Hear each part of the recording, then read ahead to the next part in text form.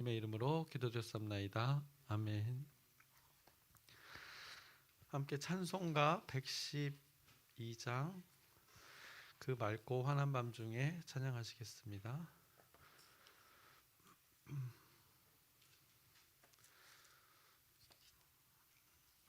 1절하고 4절만 우리 함께 찬양하시겠습니다. 112장입니다.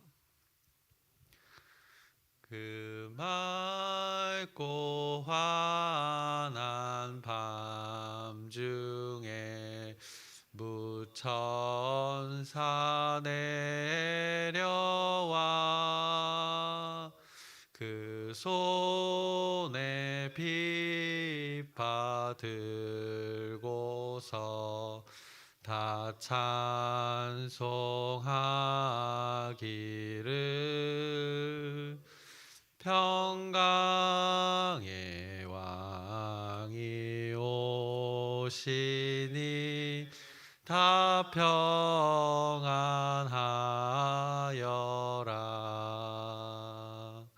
그 소란하던 세상이 다 고요하도다.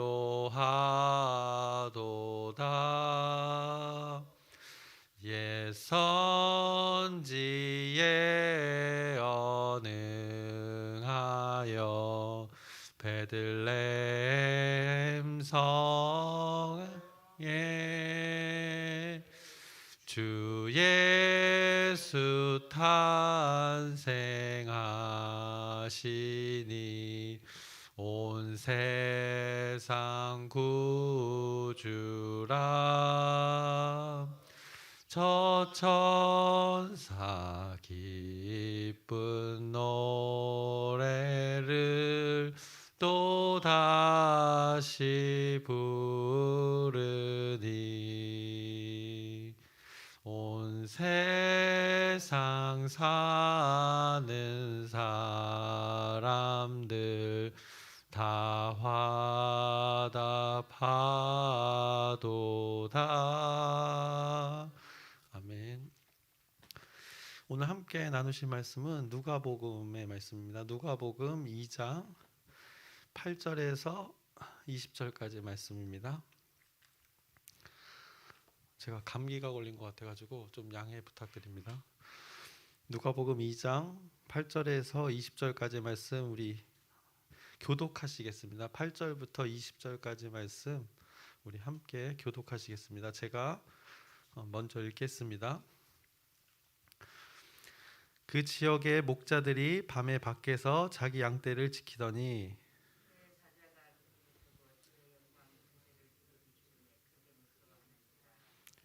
천사가 이르되 무서워하지 말라. 보라, 내가 온 백성에게 미칠 큰 기쁨의 좋은 소식을 너희에게 전하노라.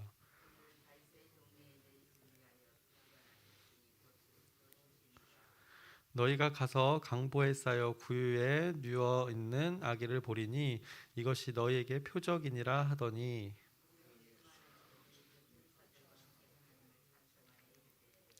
지극히 높은 곳에서는 하나님께 영광이요 땅에서는 하나님이 기뻐하신 사람들 중에 평화로다 하니라.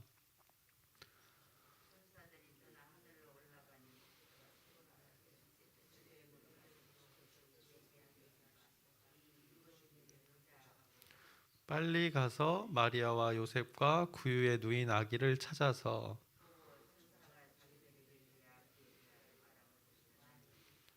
듣는 자가 다 목자들이 그들에게 말한 것들을 놀랍게 여기되 목자들은 자기들에게 이르던 바와 같이 듣고 본 그 모든 것으로 인하여 하나님께 영광을 돌리고 찬송하며 돌아가니라. 아멘. 오늘은 성탄절입니다. 그래서 예수 그리스도의 그 태어나심, 예수 그리스도의 오심을 기념하는 날입니다. 그래서 성탄절을 맞이해서 이 예수님의 그 태어나심을 이제 과거에도 많은 화가들이 그림으로 표현했는데 이제 그 예수님의 태어나심을 이 중세 시대의 어떤 화가가 그렸는데 그 화가가 이제 그린 그림을 좀 보면서 오늘 말씀을 나누려고 합니다. 그래서 먼저 중세 유럽의 그 그림에 대해서 조금 먼저 이야기하려고 하는데 중세 유럽의 그 그림의 화풍에 따라서 이제 장르가 이제 이름이 붙여졌는데 뭐 르네상스 그리고 바로크 그리고 로코코 이렇게 어떤 그림의 풍에 따라서 이렇게 시대에 따라서 그 이름이 있습니다. 그 특징들을 잠깐 보자면 르네상스 시대는 여러분들이 많이 들어보셨을 것입니다. 그래서 르네상스의 그때 그림들은 균형과 조화를 굉장히 매우 중요시 여겼습니다. 그래서 한번 그림을 잠깐 보시면 이 최후의 만찬입니다. 그래서 이때 르네상스 풍의 이 그림인 것입니다. 그래서 보시면 균형하고 조화가 뭐 장소를 봐도 딱 대칭이 되는 것들이 많고 이 그림의 특징이 이렇게 나타납니다. 레오나르도 다빈치가 그렸던 그림입니다. 그리고 다음 장면 또 보여주시고 이거 유럽 갔다 오신 분들은 아실 텐데 저는 안 가봐서 이제 이렇게 사진으로만 열심히 구경했는데 성당입니다. 여기에 천지창조 우리가 천지창조라고 하는 그 그림이 천장의 저 위에 가운데 센터에 그려져 있습니다. 그래서 원래 제목은 뭐 아담의 창조라고도 한다고 합니다. 근데 이 미켈란젤로가 여기다 이제 그림을 그렸는데 딱 봐도 이제 그림 내용을 봐도 뭔가 정렬이 돼 있고 배열이 있는 그 그림의 르네상스 시대의 그 그림의 그 특징이 나타나고 있습니다. 그래서 이 르네상스 풍의 그 그림들은 왕실의 주도에서 뭐 교황이나 이렇게 그쪽에서 주도해서 귀족보다 더 위에 있는 그 권력이 있는 사람들이 주도해서 그렸던 그림이 많습니다. 그래서 이 천지창조도 이제 교황의 지시에 따라서 미켈란젤로가 이제 4년 동안 여기 천장에다 그림을 그려서 아주 목하고 눈이 아주 고통받았다는 그 이야기들도 전해집니다. 어쨌든 이 르네상스의 그림의 특징은 또 이렇습니다. 그리고 이것이 이제 16세기까지의 14세기부터 16세기에 있었던 그림의 특징입니다. 이제 조금씩 변화해서 이제 16세기부터 17세기까지는 이제 바로크의 시대의 화풍이 유행합니다. 그래서 르네상스 때처럼 이렇게 질서는 있는데 조금씩 이제 질서 안에서 이제 자유분방함을 좀 표현하기 시작했습니다. 그래서 이제 그때 여러분도 들어보셨겠지만 그 부르주아 그 귀족들 이제 돈 있는 귀족들이 어떤 계급에서 나타나면서 그들이 이제 영향을 계급 사회에서 영향을 미치면서 그들이 이제 그림에도 영향을 미친 것입니다. 그래서 이제 어떤 흐름이 이제 부르주아 계급으로 이제 흘러가는 그 시대의 그림 풍을 이제 바로크 시대의 그리고 화풍이라고 할 수 있습니다. 그래서 이제 그림의 유행이 왕실에서 귀족으로 조금씩 넘어갑니다. 그리고 이어지는 이제 또 시대는 17세기에 이제 로코코 그림의 화풍을 표현합니다. 이제 그때는 완전 더 개방적이게 되는 것입니다. 그래서 귀족들이 이제 주도권을 갖고 있던 시대이기 때문에 막 이제 어떻게 보면 선정적인 것들도 귀족의 사치들을 많이 표현한 그림들이 나타나기 시작합니다. 그런데 제가 이제 이 그림을 왜 이렇게 그때 유럽의 그림의 흐름을 말씀드리냐면 이제 오늘 제가 얘기하고자 하는 그 그림이 나타나 있는 오늘 이 누가복음의 이 말씀을 기준으로 그렸던 그 네덜란드의 화가가 있는데 렘브란트라고 여러분도 아실지 모르겠지만 그 화가가 있습니다. 렘브란트라는 그 네덜란드 화가가 있는데 그 사람이 이제 그림을 보면서 조금 우리가 말씀을 나눠보려고 합니다. 다음 장면 보여주시면 네, 요거 다음 장면 보여주세요. 네, 이게 이제 렘브란트가 이제 바로크 시대에 그렸던 그림입니다. 보면 이게 야경이라는 제목의 그림인데 이제 이 화가의 특징은 빛하고 어두움을 잘 대비를 시켰습니다. 명암 대비를 해서 빛이 있는 곳에는 자기의 관심사가 있는 것입니다. 그래서 이런 식으로 이제 센터에는 자기가 관심을 갖고자 하는 곳에는 저렇게 빛을 줘서 환하게 하고 없는 곳에는 어둡게 아예 그냥 까맣게 칠해버리는 것입니다. 아까 그 천지창조 그림하고는 이제 대조적이게 나타나는 것입니다. 이게 그림의 변화가 나타난 것입니다. 다음 장면 보여주시고요. 이건 이제 다윗과 우리아의 그 심경의 모습을 이 렘브란트라는 사람이 그린 것입니다. 그 얼굴의 표정에서 그 각각의 그 심경을 마음속에 있는 것을 얼굴의 표정으로 이렇게 빛을 사용해서 나타낸 것입니다. 그래서 렘브란트의 어머니는 카톨릭 신자였고 렘브란트는 이제 개신교 신자였다고 합니다. 그래서 어쨌든 이 성경의 이야기들을 많이 이렇게 인물들을 그림으로 많이 그렸습니다. 또 다음 장면 보여주시고요. 이건 돌아온 탕자에 대한 그림입니다. 그래서 빛이 가장 많은 곳이 지금 탕자로 향하고 있음을 그 그림에서 특징이 나타나고 있는 것입니다. 또 다음 장면 보여주시고, 이거는 이제 갈릴리 호수에서 일어났던 그 폭풍을 아주 이제 역동적이게 빛과 또 어둠을 사용해서 이렇게 표현했습니다. 파도가 친 부분에 아주 빛을 많이 줘서 밝게 해서 그 특징을 잘 표현했던 것입니다. 또 다음 장면 보여주시고요. 이제 이게 오늘 그 누가복음의 말씀을 표현한 그림입니다. 그래서 보시면 이제 아기 예수가 태어난 것을 잘 묘사하고 있습니다. 여기서 보시면 이제 성경에 나왔던 인물들이 존재합니다. 그래서 빛을 잘 사용하는 화가라고 했는데 어디가 제일 이 화가가 제일 밝게 그렸습니까? 네네, 아기 예수, 자기가 관심이 가는 곳에 제일 밝게 그린 것입니다. 이제 이 팔레스타인 지역은 요즘 빌라들 보시면 1층에는 이렇게 주차장이 있고 2층에 이렇게 주거가 있지 않습니까? 그러면 이쪽에 팔레스타인 지방의 사람들도 밑에는 동물들을 보관하는, 관리하는 곳을 두고 위에 주거 지역이 2층에 이렇게 있었습니다. 이렇게 언덕 비스듬한 경계에 이렇게 집을 지어서 생활했는데 그 1층에는 대부분 이렇게 동물들을 관리하는 곳을 두었는데, 우리가 보통 말구유라고 알고 있는데 사실 이때는 말은 일반적인 것이 아니라 요즘으로 말하자면 뭐 벤츠 수준이기 때문에 일반 사람들에게는 그 말이 별로 없었고 양들의 구유였다고 많이들 얘기합니다. 그래서 이제 마구간이라는 표현은 이제 우리 입장에서 표현한 것이고, 정확한 이제 이 시대의 이 지방의 특색을 말하자면 어떻게 보면 양들을 관리하던 그곳의 장소여서 어떤 구유가 그 양들이나 뭐 염소 이런 것들의 구유였을 거라고 이제 역사학자들이 이제 추측을 합니다. 아무튼 이제 그 구유에 담긴 예수의 그 모습을 이 화가가 그렸습니다. 그런데 여기 이제 작가가 의도가 담겨져 있는 것입니다. 다른 부분들은 이제 아기 예수를 중심으로 어둡습니다. 가장 예수가 밝고 나머지 부분은 어둡습니다. 그리고 예수님을 안고 있는 그 여인의 그 마리아로 추정되겠죠. 저기 여인도 이제 그나마 좀 더 밝고 이제 점점 어두워지는 것입니다. 그리고 앞에 이제 아기 예수 오른쪽에 보면 자세히 보일지 모르겠지만 이제 지팡이 같은 걸 들고 있는 사람이 있습니다. 그리고 한 사람은 등을 보이고 있지만 이제 무릎을 꿇고 있는 모습입니다. 그래서 이자들이 이제 목자들입니다. 오늘 성경에도 나왔지만 이 목자들이 그 양을 치다가 천사들의 어떤 그 소식을 듣고 이제 다 내팽개치고 지금 아기 예수를 경배하러 온 그 장면을 나타내고 있는 것입니다.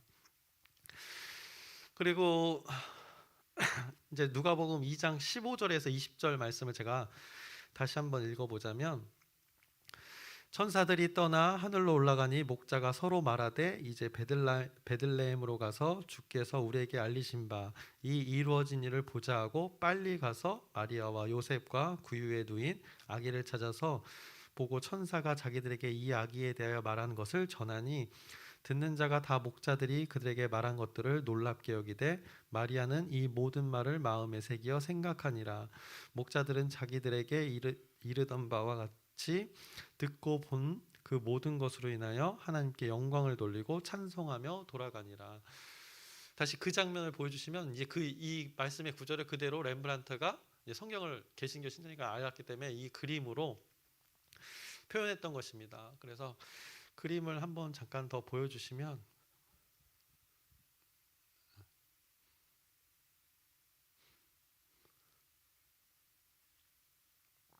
네, 사실 이쪽 우측에 보면은 저기 왼손에 등을 들고 있는 사람이 보이십니까? 사실 네, 어두운 곳에 제일 밝아야 될 곳이 저기 등불인데 사실 등불 쪽이 제일 밝아야 되는 것인데 이 작가가 예수님 뭐 등이 있는 것도 아닌데 이렇게 표현한 것입니다. 예수님의 오심에 대해서 자기의 의도를 이렇게 등이 있음에도 어떤 빛이 참빛인지를 지금 나타내주고 있는 것입니다. 그래서 예수 그리스도의 태어남에 대해서 작가가 이 화가가 이제 표현하고 있는 것이고, 예수 그리스도의 태어남 그걸 떠나서 더 의미를 부여해서 예수 그리스도의 오심에 대해서 지금 하나님의 말씀에 그 성취된 것을 지금 목자들이 찾아와서 경배하고 예수가 태어나는 그 장면을 지금 그림으로 표현한 것입니다. 그래서 예수 그리스도의 오심이라는 것은 어떻게 보면 예언된 말씀의 성취가 이루어지는 그 장면인 것입니다. 이것을 그림으로 표현했는데 아주 기이한 일입니다. 그래서 구약의 말씀에 벌써 예수님의 태어남에 대해서, 예수 그리스도의 오심에 대해서 성경의 많은 구절에서 얘기했는데, 그것을 한번 우리가 확인해 보겠습니다. 이사야 7장 14절의 말씀입니다. 그러므로 주께서 친히 징조를 너희에게 주실 것이라. 보라, 처녀가 잉태하여 아들을 낳을 것이요 그의 이름을 임마누엘이라 하리라. 한 아기가 태어났는데 그의 이름을 임마누엘이라고 한다고 선포했습니다. 이사야가. 또 이사야 9장 6절의 말씀입니다. 이는 한 아기가 우리에게 낳고 한 아들을 우리에게 주신 바 되었는데 그의 어깨에는 정사를 메었고 그의 이름은 기묘자라, 모사라, 전능하신 하나님이라, 영존하시는 아버지라, 평강의 왕이라 할 것임이라 라고 이렇게 또 선포했습니다. 그리고 미가 5장 2절의 말씀입니다. 베들레헴 에브라디아, 너는 유다 족속 중에 작을지라도 이스라엘 다스릴 자가 내게서 내게로 나올 것이라. 그의 근본은 상고의 영혼에 있느니라. 이렇게 예수 그리스도의 탄생에 대해서 이렇게 예언하셨습니다. 예수님의 태어남은 이렇게 놀라운 사건이라는 것입니다. 일단 성령으로 잉태되어서 그 자체로도 굉장히 놀라운 사건입니다. 그런데 성경은 이 예수님의 태어남에 대해 단순히 이 세상에 어떤 존재하게 되는 그 순간의 그 태어남만을 말하고 있지 않다는 것입니다. 예수 그리스도의 태어남에 대해 성경은 단순히 태어남으로 표현하지 않고 그가 우리와 함께 한다고 표현했습니다. 임마누엘, 예수님의 태어남을 그가 우리와 함께 한다고 표현했습니다. 단순히 이름이, 어떤 이름이 의미하는 바가 함께 한다는 것이 아니라 그가 실제로 우리와 함께 할 것을 선포한 것입니다. 그가 태어나서 우리와 함께 할 존재임을 성경이 미리 선포한 것입니다. 그가 우리와 함께 하시려고 사람의 모습으로, 창조주가 피조물의 모습으로 오신 것입니다. 그래서 하나님의 그 적극적인 그 사랑의 표현으로 신이 사람의 모습으로, 인간의 모습으로 오신 것입니다. 사람의 모습은 제약이 많습니다. 그 신의 영역과는 분명히 다른 부분이 있습니다. 그럼에도 그 피조물의 모습으로 낮아져서 사람의 모습으로 오신 것입니다. 그런데 그 오신 이유를, 그가 오신 이유를 함께 하기 위함이라고 지금 성경이 말씀하고 있습니다. 그래서 창조주가, 만물을 창조하신 창조주가 저와 여러분과 함께 하기 위해서 이 땅에 오신 것을 기념하는 날이 바로 오늘입니다. 그의 이름에 대해 또 성경은 이렇게 얘기했습니다. 전능하신 하나님이라고 했습니다. 아기가 태어났는데 이름이 이 성령돈이 아니라 아기가 태어났는데 그를 이름을 하나님이라고 지칭합니다. 이름은 존재를 이렇게 의미하게 되고 존재를 의미를 부여할 수 있는데 그 태어날 존재, 그 아기는 하나님의 존재가 사람의 존재로 오시겠다는 이 선포를 지금 한 것입니다. 그의 이름을 하나님이라고 했고 평강의 왕이라고 표현했습니다. 평강의 왕이라고 표현했습니다. 또 그래서 왕은 어떤 것입니까? 다스리는 자입니다. 사람들을 평강으로 다스리겠다고 선언하셨습니다. 그래서 사람의 방법으로 그 사람들을 지배하는 것이 아니라 사람들이 가지 않는 그 낮은 곳으로 가서서 사람들이 가고 싶어하지 않는 곳에 그가 가셔서 평강을 이루겠다고 이렇게 선포하신 것입니다. 그 낮은 곳이 어디입니까? 예수님의 생애를 보면 우리가 잘 알 수 있습니다. 그가 다녔던 곳을 너무나도 우리가 잘 알지 않습니까? 죄인들이 있는 곳, 또 병든 자가 있는 곳, 또 빚진 자가 있는 곳, 마음이 원통한 자들이 있는 곳, 그곳에 예수님이 그곳에서 평강을 이루시겠다고 선포하신 것입니다. 죄인들이 있는 곳, 병든 자들이 있는 곳, 또 마음이 원통한 자들이 있는 곳, 이런 자들이 있는 이런 곳은 어떻게 보면 근본적으로 어떻게 보면 결핍이 있는 곳입니다. 근데 그 결핍은 하나님 없음을 말할 수 있습니다. 그곳에 하나님을 갈망하는 곳, 하나님을 갈급해하는 곳, 하나님의 그 결핍이 존재하는 그곳에 그 예수가 늘 함께 하겠다고 이렇게 선언하신 것입니다. 그래서 그의 이름이 임마누엘이 되는 것입니다. 그 함께 하시는 하나님이 사람의 모습으로 사람들과 평생을 함께 하면서 그리스도의 그 직분을 감당했습니다. 그래서 평강으로 사람들을 다 다스렸고 하나님의 권위로 그 죄 사함을 선포하셨고 앞으로 있을 하나님 나라에 대해서 또 선포했던 것입니다. 이것을 예수님의 태어남이 있을 때, 예수가 이 땅에 처음 오실 때 이렇게 누가복음은 또 이사야는 이렇게 선포했던 것입니다. 그래서 오늘 누가복음에도 선포합니다. 한 아기가 태어나는데 이렇게 선포합니다. 오늘 다윗의 동네에 너희를 위하여 구주가 나셨으니 곧 그리스도 주시니라 라고 이렇게 선포하는 것입니다. 사람이 태어났는데, 아기가 하나 태어났는데 구주라고 지칭합니다. 세상을 구원할 주인이라고 그에게 칭하고 있습니다. 사람이 태어났는데 그리스도 주라고 선포합니다. 선지자, 왕, 제사장의 그 역할 감당할 주인이 오셨다고 지금 누가복음이 말하고 있는 것입니다. 아주 기가 막힌 표현인 것입니다. 창조주가 피조물에게 오신 날을 지금 선포하고 있는 것입니다. 창조주가 피조물에게 아주 적극적인 그 사랑의 표현을 한 날이 바로 오늘인 것입니다. 그래서 오늘은 이것으로 이제 질문을 하고 설교를 마치려고 합니다. 만약에 예수님이 지금 만약에 다시 오신다면, 예수님이 어디로, 이 땅에 오신다면 어디로 가시겠습니까?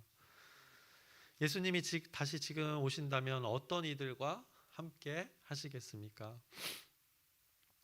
예수님이 가장 필요한 곳에 가시지 않겠습니까? 그 하나님을 갈망하는 자에게 아마 그 예수님이 찾아가실 것입니다. 우리가 예수가 나와 함께 하신다, 함께 산다, 우리는 이렇게 말합니다. 그리고 성령님이 내주하시면서 나와 늘 동행한다 합니다. 그럼 만약 예수님께서 지금 오신다면 여러분과 그 예수님이 함께 하시겠습니까? 여러분이 예수님이 오실 만한 곳에 거하고 계십니까? 스스로에게, 우리에게 한번 오늘 기념하면서 이 질문들을 해보셨으면 좋겠습니다. 저와 여러분에게 바라는 것은 그 2000년 전 이 땅에 오셔서 예수 그리스도가 그 계셨던 곳에 우리도 함께 있기를 소망합니다. 그 예수님의 관심이 있었던, 하나님의 일들이 있었던 곳에 그가 거했는데 우리도 그곳에 늘 거하기를 소망합니다. 그래서 우리 오늘 그림에서도 보셨지만 그 렘블란트는 어두움 가운데 빛으로 오신 그 예수님을 그림으로 표현했던 것입니다. 그래서 옆에 등불이 있음에도 그보다 더 밝은 빛으로 예수를 표현했던 것이고, 세상의 빛과는 다른 그 예수님의 빛을 참빛이라고 표현했던 것입니다. 그래서 오늘은 세상의 어두움 가운데 우리와 그 함께 하심으로 어둠 가운데 빛이 되신 예수 그리스도가 이 땅에 오신 날을 기념하는 날입니다.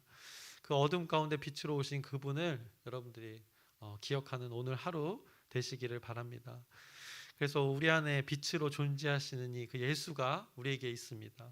그 예수가 거하는 곳, 그 예수가 필요한 곳, 그 빛을 필요로 하는 곳에 우리가 늘 거하길, 동행하길, 함께하길 주님의 이름으로 축원합니다. 설교를 마치겠습니다. 하나님 아버지, 오늘은 예수 그리스도가 창조주가 낮고 낮아져서 사람의 모습으로 오신 날입니다. 그 하나님의 적극적인 사랑의 표현을 기억하는 날입니다. 우리가 무엇이기에 하나님이 이 사람의 모습으로 오셨을까? 다시 한번 그 하나님의 그 섭리와 계획, 그 사랑을 기억하는 시간 되게 하여 주옵소서. 그래서 우리가 평생에 하나님께 진실되게 반응하는 귀한 우리의 날들 되게 하여 주옵소서. 예수님의 이름으로 기도드렸사옵나이다. 아멘. 하늘에 계신 우리 아버지여, 이름이 거룩히 여김을 받으시오며 나라의 마옵시며 뜻이 하늘에서 이루어진 것 같이 땅에서도 이루어지이다. 오늘날 우리에게 일용할 양식을 주옵시고 우리가 우리에게 죄 지은 자를 사하여 준 것 같이 우리의 죄를 사하여 주옵시고 우리를 시험에 들게 하지 마옵시며 다만 악에서 구하옵소서. 나라와 권세와 영광이 아버지께 영원히 있사옵나이다. 아멘.